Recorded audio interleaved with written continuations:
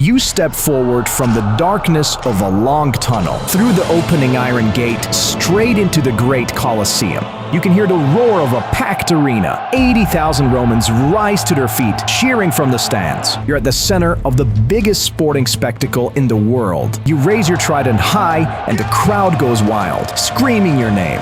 This is it. Glory, fame, the pinnacle of ancient Rome. Except that's not your life, not even close.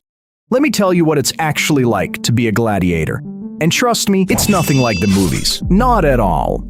Your journey doesn't start in the arena. It starts in chains. Maybe you're a prisoner of war, captured in some distant campaign against the barbarians. Maybe you're a criminal, condemned to the arena as punishment. Maybe you're just a slave, purchased specifically for this purpose. Or maybe, just maybe, you're one of the few free men who volunteered for this life, lured by the promise of fame, fortune, and glory.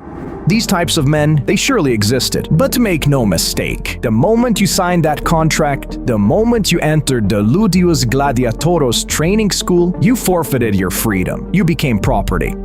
The legal term for your new status? Infames. You are now in the same social category as prostitutes and criminals. You couldn't testify in court. You couldn't hold public office. Even if you were born as a free Roman citizen, a gladiator contract stripped away all your rights. You swore an oath of absolute submission to your lamista, your new owner and trainer. That oath? It was horrifying. You agreed to be burned, flogged, beaten, or killed if ordered by the lanista. You weren't just signing up to fight, you were signing away your humanity. The Ludus, where you'd spend your days, wasn't just a training facility. It was a fortress prison. When archaeologists mapped out the gladiator school at Carnuntum in modern-day Austria using ground-penetrating technology, they found out that these places were built to serve as prisons, not as sports academies. At least 80 gladiators lived in the facility, and there was only one gate, a single exit that faced the road that led directly to the amphitheater. The living quarters were cramped, with several men assigned to a single cell, sleeping on cots, mattresses, or directly on the floor. The most famous school, the Ludus Magnus in Rome, was even connected to the Colosseum by underground tunnels. You weren't going anywhere they didn't want you to go. Inside these walls, life followed a brutal routine. Your day started before dawn, straight to training. You'd spend hours, many hours, practicing with wooden swords that were twice as heavy as real weapons. The shields, also heavier than combat gear. Why, you ask? To build muscle until your very bones deformed from the strain. The Romans understood something we're only rediscovering today. Overload training.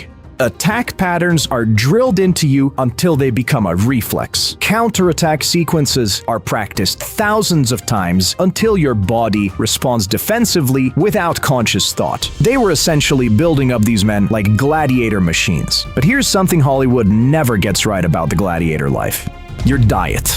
You probably imagine steaks and all kinds of meat to build up muscle. Well, actually, your diet was almost entirely vegetarian. Barley porridge, beans, lentils, and legumes. Meat was very rare, expensive, and honestly, not even desired by your trainers. This wasn't about cruelty or even cost-cutting. This was strategy. Gladiators weren't lean and ripped like a modern-day bodybuilder. You had a cushion of fat under your skin. That fat layer protected nerves and blood vessels during fights. A sword slash that would kill a lean fighter might only give you a shallow wound.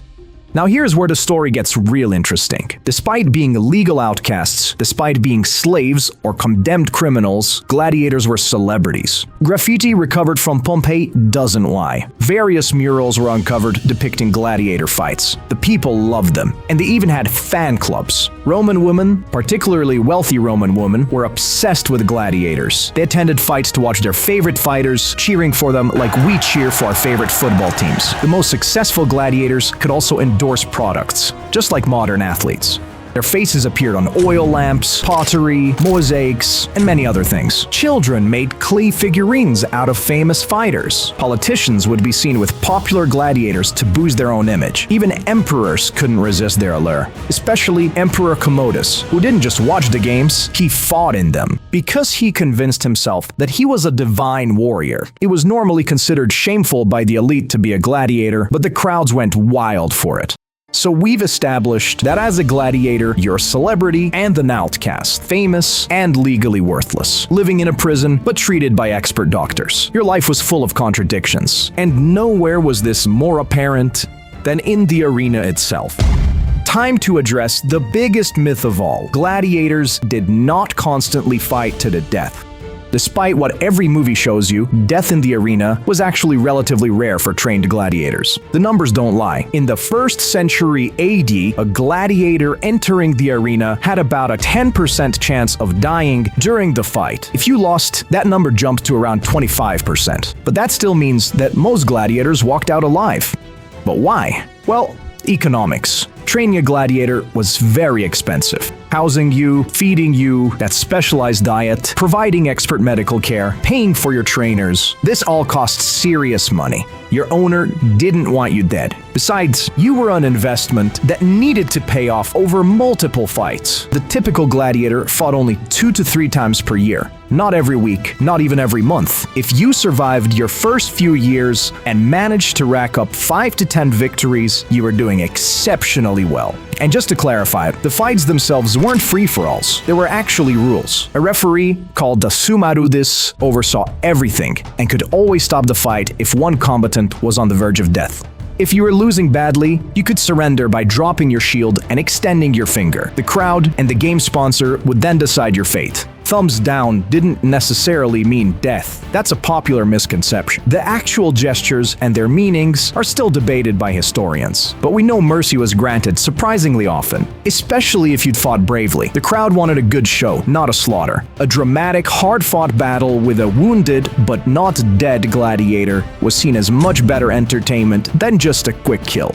That said, the physical toll was brutal. When researchers examined the gladiator skeletons from the mass grave at Ephesus, they found something pretty disturbing. Many of these men had survived multiple blows to the head. Despite wearing helmets, skull trauma was incredibly common. Some skulls showed deep wounds that healed, meaning these fighters survived devastating injuries, received medical care, recovered, and fought again. But the healing wasn't always perfect. Many died after surviving their initial wounds, likely from infections or other delayed health complications. Medical care was real though. Gladiator schools employed dedicated doctors. The most famous was Galen of Pergamon, one of the ancient world's greatest doctors. But even with excellent medical care, the average life expectancy for a gladiator was the mid-20s. Most didn't survive past their 30th birthday, and very few lasted beyond 10 contests. Though historical accounts say that one extraordinary fighter survived 150 fights, and another lived to 90 years old, very long after retirement. Which brings us to the #1 factor that kept you going through brutal training, humiliation, and fear: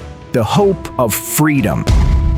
The ultimate prize wasn't just survival, it was earning your rudis. A rudis was a wooden sword, a symbolic proof that you were no longer a slave. If you fought with exceptional bravery, or if you provided a performance so spectacular it moved the crowd and sponsor, if you won enough consecutive fights, or if you simply survived long enough to fulfill your contract, you could be awarded this wooden blade in a ceremony. The moment you received it, you became a freed gladiator and you could retire. Many freed gladiators stayed in the business though. They became trainers, passing on their skills to the next generation. Others also became referees, using their arena experience to oversee fights. And some, the real adrenaline junkies, the ones who couldn't imagine life without the roar of the crowd, voluntarily returned to fight as free men, seeking to recapture their former glory. But for most gladiators, freedom only remained a dream. They died in the sand, anonymous and forgotten. Their bones dumped in mass graves outside the city walls. That was your life as a Roman gladiator. It was not just the barbaric death sport of popular imagination. It was something much more complex. A profession that combined athletic training, celebrity culture, and genuine skill into one of history's most notorious institutions. Knowing the real conditions, would you have volunteered to become a gladiator if you lived in ancient Rome? Drop your thoughts in the comments below. I'm genuinely interested if anyone would take the gamble. I'm George from Mystery Vault. Drop a like if you enjoyed the video.